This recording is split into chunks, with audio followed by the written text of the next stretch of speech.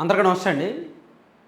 IAS and IPS అధికారుల్లో చాలామంది గత ప్రభుత్వం అంటే వైఎస్ఆర్ కాంగ్రెస్ పార్టీ అధికారంలో ఉన్నప్పుడు బాగా ఓవర్ చేశారు. వాళ్ళు సివిల్ సర్వెంట్లు, బ్యూరోక్రసీ అధికారులు, కార్యనిర్వాహక వ్యవస్థలో పట్టుగొమ్మ, వెన్నెముక లాంటి అధికారులు అనేది మర్చిపోయి వైసీపీ కార్యకర్తల్లాగా వైసీపీ పెద్దలు ఏం చెప్తే దానికి తలూపారు. విలువలు తీసేశారు. దానికి ఉన్న విలువలు తీసేశారు. ఆ పోస్ట్కి, ఆ పదవికి ఉన్న విలువ.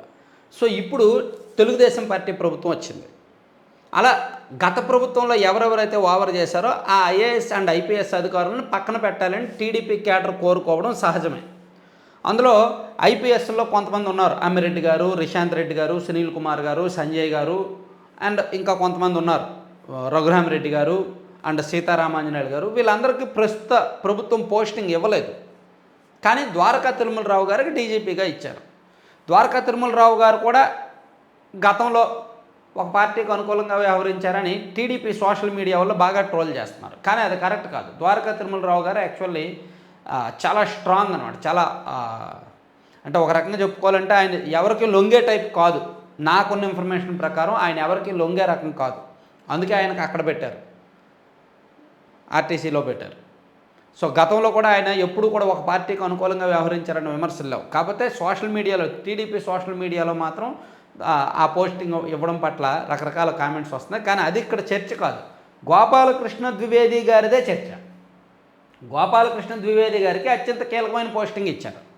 అసలు ఈ గోపాలకృష్ణ ద్వివేది గారికి ఈ పోస్ట్ ఇప్పుడు ఐఏఎస్ అధికారుల్లో కూడా శ్రీలక్ష్మి గారిని పక్కన పెట్టారు, మురళీధర్ రెడ్డి గారిని పక్కన పెట్టారు, సత్యనారాయణ గారికి లేదు. అలాగే కొంతమంది ఏమో డిప్యుటేషన్ మీద వెళ్ళిపోయారు. అలాగే ఇంకొంతమంది ఐఏఎస్ అధికారులకు పోస్టింగ్ ఇవ్వలేదు. సో దీనిలో గోపాలకృష్ణ ద్వివేది గారు అత్యంత కీలకం. ఆయన ఇప్పటి వరకు ప్రత్యేక ప్రధాన కార్యదర్శి, వ్యవసాయ పశుసంవర్ధక శాఖకు ప్రత్యేక ప్రధాన కార్యదర్శిగా ఉంటే ఆయన్ను సేమ్ స్పెషల్ సిఎస్ టు కార్మిక కర్మాగారాలు బాయిలర్ల శాఖకు నియమించారు. అంటే బదిలీ చేశారు. అంటే ద్వివేది గారి మీద ఎటువంటి చర్యలు తీసుకోలేదు. ద్వివేది గారికి మళ్ళీ సేమ్ ప్రయారిటీ ఉన్న పోస్టింగే ఇచ్చారు.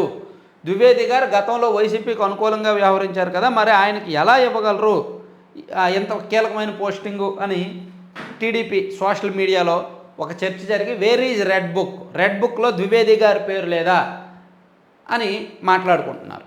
ఇక్కడ ఒకటి అర్థం చేసుకోవాలి.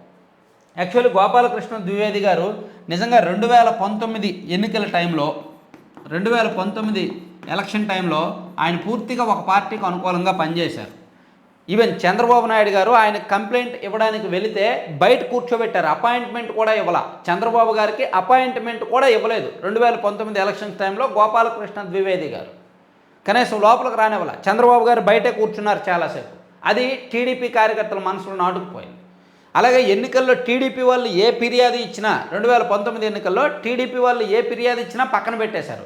వైసీపీ వాళ్ళు ఏ ఫిర్యాదు ఇచ్చినా చాలా సీరియస్ యాక్షన్ తీసుకున్నారు. సో అంటే 2019లో తెలుగుదేశం పార్టీ ఇంత దారుణంగా ఓడిపోవడం కనుక ద్వివేది గారి పాత్ర కూడా ఎంతో కొంత ఉంది అనేది ఉంది.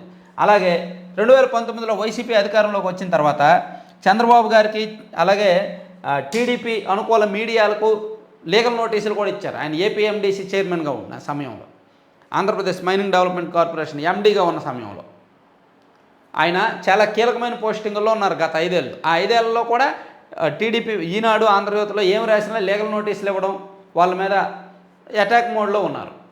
మరి అటువంటి అధికారికి అంటే ఆయన వైసీపీకి అనుకూలంగా ఉన్న అధికారి అని తేటతెల్లమైన తర్వాత ఎందుకు ఆయనకు అంత కీలకమైన పోస్టింగ్ ఇచ్చారు అనేది టీడీపీ సోషల్ మీడియాలో జరుగుతున్న చర్చ.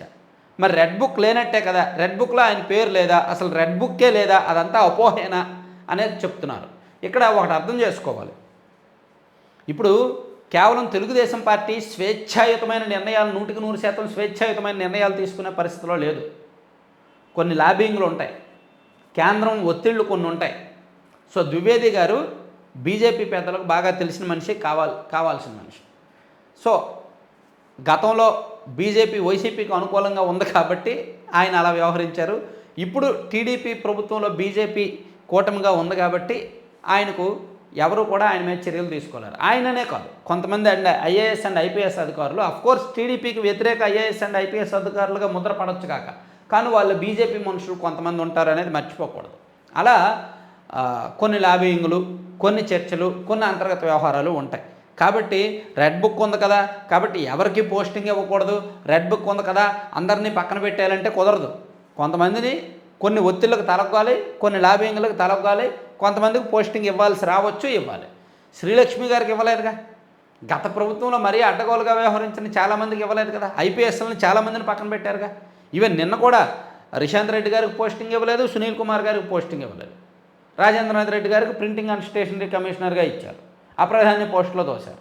అలాగే ఇంకా చాలామంది ఐపీఎస్లకి ఎవరికి పోస్టింగ్లు ఇవ్వలేదు. సో ఉంటాయి, కక్ష సాధింపులు ఉంటాయి. కాబట్టి దీనిలో కొన్ని లాబింగులు, కొన్ని షరతులు, కొన్ని ఒత్తిళ్ళు ఉంటాయన్నమాట. దాన్ని బట్టి ఉండాలి. అంతే తప్ప టీడీపీ కార్యకర్తలు సోషల్ మీడియాలో ఆ మాత్రం వైరల్ చేసినంత మాత్రాన పని అవ్వదు. Thank you.